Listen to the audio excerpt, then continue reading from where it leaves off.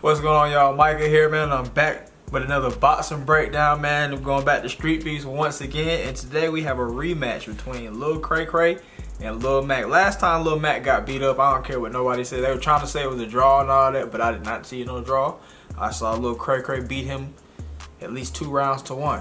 But we're gonna see who wins on this one, man. So we're gonna all have fun with this. My first time seeing this one, so yeah, let's go on, get into it, and see what we can grab from it that's good, and what can we grab from it that is not so good. Like, comment, subscribe. Let's go. Round 1, Streetbeefs. Let's work. Hands up, baby. Hands up.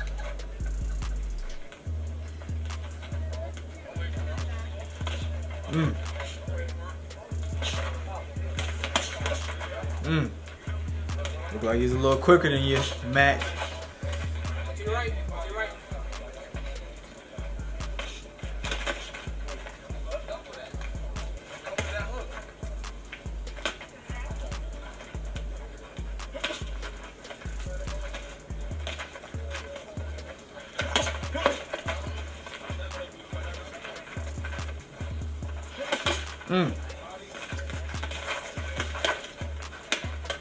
It looks like Mac is going back to the same old mistakes he made last time, having that high guard up way too tight. And you see Cray just punching straight through that thing. My time. Break clean. Step back, step back, step back, step back. Fight those punches, Mac. We gotta make it big. Do it again. There you go, Mac. Let's go. Work in the inside. Work in the inside. 60 seconds, man. Go straight down the pipe.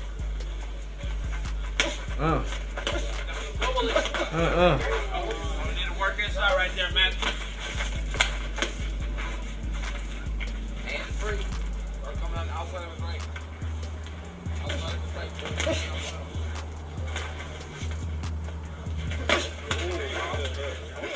ring. Work the body, that's work the body.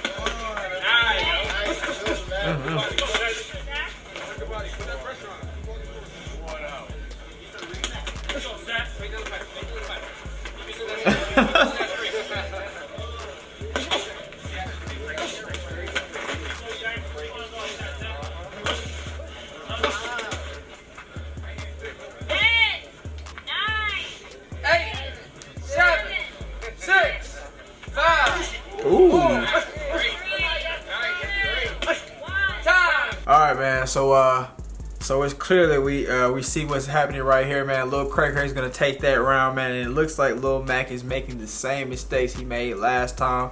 His guard is way too basic, man, way too tight. You can hardly see anything, but at the same time, stuff can still get through and hit you. You heard him say straight down the pipe, and Lil Cray hit him straight down the pipe, man. And then another thing that I will say that Lil Mac did towards the end of the round was, since it's a southpaw orthodox battle, then your lead hand versus their lead hand is out. And I think that if you play the long guard, I think you can kind of confuse the fighter, and then at the same time you can get a little bit more off depending on if your arms are longer, and I guess who's a more strategic and faster fighter, because I see that he measured him up first with the long guard, and then he hit him with the right hand. And I saw Lil Cray do that at the beginning. He measured him up with the long guard, hit him with the left hand.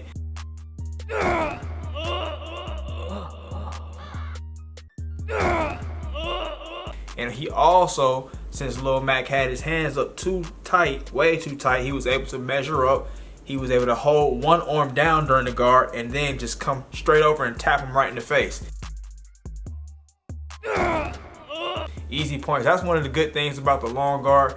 You can just reach out there. If the guy's dumb enough and he's not getting it, all you have to do is go from here to straight to there, straight to his face. Tap it. It's still gonna count his points. His head's still gonna fly back, and it just still gonna be like, ooh, you got a point, you got a point. I don't know about amateur boxing, but I know if you're doing professional, or if you even fighting in the street beefs or something like this, you can pull that out. Because I know that amateurs, I believe that they don't like you reaching your hands out and all that kind of stuff. Amateurs kind of silly, man, but yeah. Let's get it. Let's see what the next round is talking about. Round 2, you know what to do. Let's work. Did it again.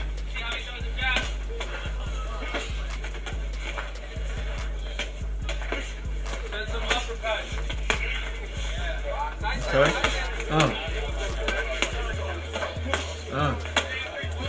Uppercut. Overhand. Uppercut again. That thing catching him. He ain't got it. He ain't got it. He tried.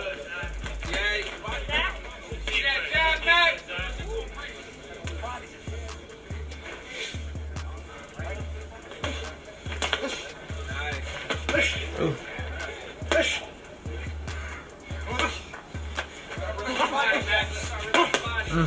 Body shot. That was good, Mac. Oh, okay. He came right back. Oh. That might have stunned him a little bit.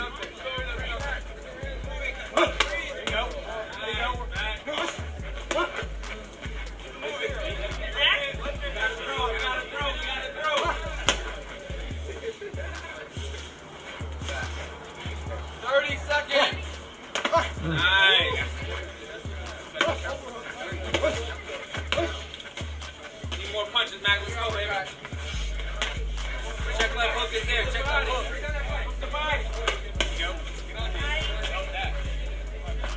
Check body. That body. There's some feints. 10, 9, 8, 7, 6, 5, 4, 3.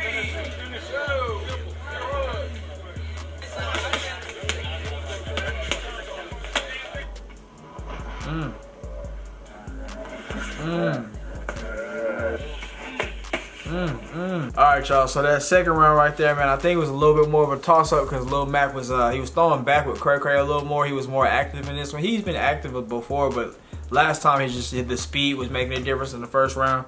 This time, I think it's just a little bit more even. I think Cray Cray's a little tired, so his punches aren't coming as fast, but I will say that again, Lil Mac had that high guard up. He's up there clinging to life to that little high guard, and even up close, you can still exploit it. You see how Lil Cray Cray was throwing the uppercut through the middle. Throwing it through the middle. He threw it through there a couple times and landed flush. He threw it like that. And I think that once a guy starts to adjust, he goes a little tighter, I think then you make it like that.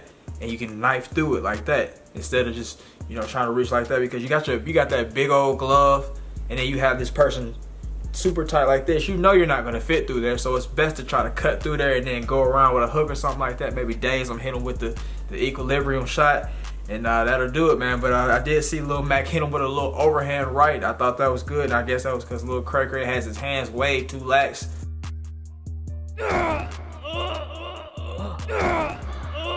Because he's not used to really having nobody, I guess, be up on him and pressure him and everything like that. Lil Mac is trying to do a little something with the pressure, but he still ain't going to be enough to teach Lil Cray Cray about the pressure. Even though he kind of stunned him a little bit. I saw that.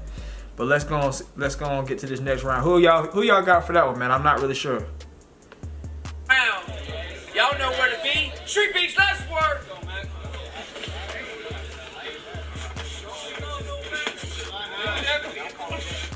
We gotta step in a little bit more when we throw that check. Yeah. Put the pressure on him, man. Pressure. Left hook to the body. Nice. Yeah, we gotta step in a little bit more, Mac. There you go. Keep that pace. Jab off. Keep him to the left. Okay. Nice. See that check left hook is there. Yeah. Okay. Ain't enough though. You get one hook. He throws that combo, check left hook. One hook after 20 punches. You gonna throw? He gonna throw a combo. You throw a hook? It's there. You gotta send it. When he starts throwing, you gotta send it. You gotta take one to give one. Let's go. Terrible Wait till he advice. throws the combo and send that check left hook. Bah, right there. Just 5 rounds. That boy tired. Hit him with a Lomachenko. Check left hook. Come on, Mac. Oh, okay. Mac right there. 30 seconds. When he throws his combos, we need to be throwing 2. Body shot.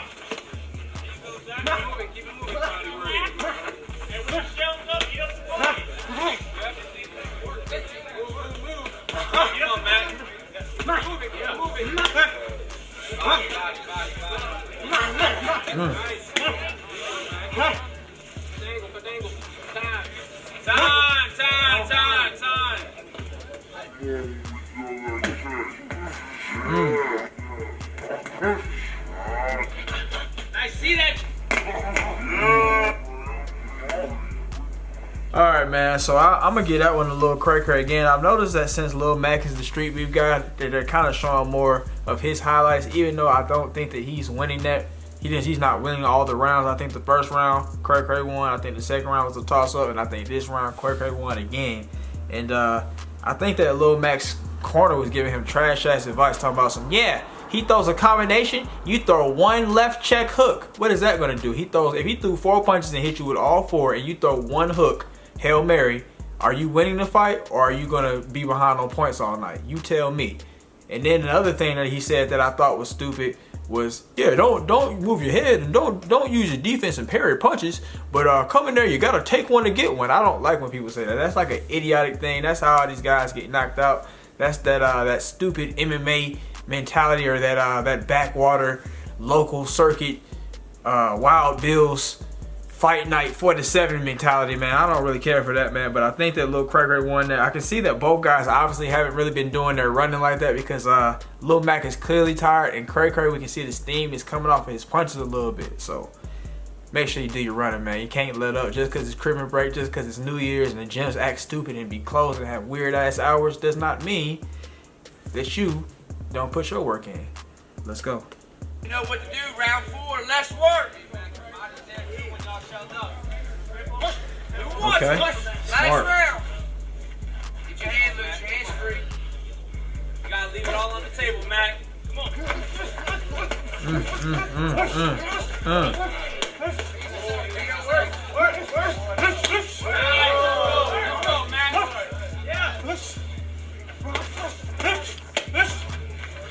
All right. Good little scrap here. There you go. There you go.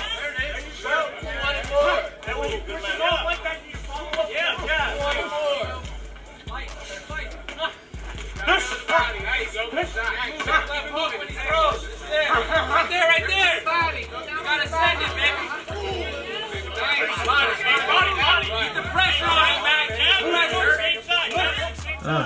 Mac, we gotta dig deep, baby. We gotta dig deep. Get in there. Lock him. Come on. Keep working. Hey. There you go. Deep. We got time. Deep first. Okay. 1 minute. 1 minute. Punches. Last round. Tired, well. Make it hard. Get in and get out. Mac. Put pressure. Hey, it's the last minute. Turn up. Turn it up. Get in and get out. Yeah. Stand this grill, Mac. High time. Break clean. No punching. Step back. Fight. Mac, let's go. 30 seconds, man. Oh.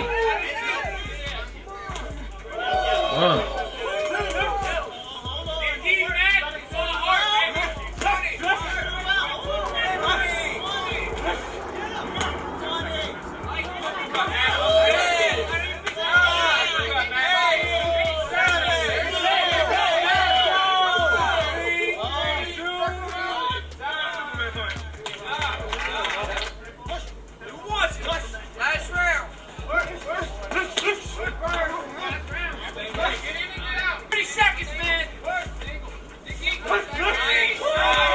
All right, y'all. So that last round right there, man, I would probably say that was a toss-up. That was a really good round by both guys.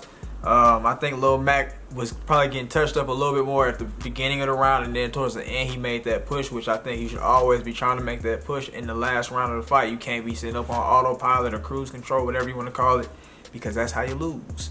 But Yeah, man, I would say that was good energy by both guys. I think that I don't know, man. I'm really not sure about this. I know that I'm giving Cray Cray at least 2 rounds for sure, man. I don't know if they're gonna tie him up again or what, man. You could make the argument that Lil Cray Cray won if you're going by the first part of the round, and you could make the argument that Lil Mac won that round by the last part of the round. It just depends on you, man. But both guys were clearly tired. Let's see who won this thing.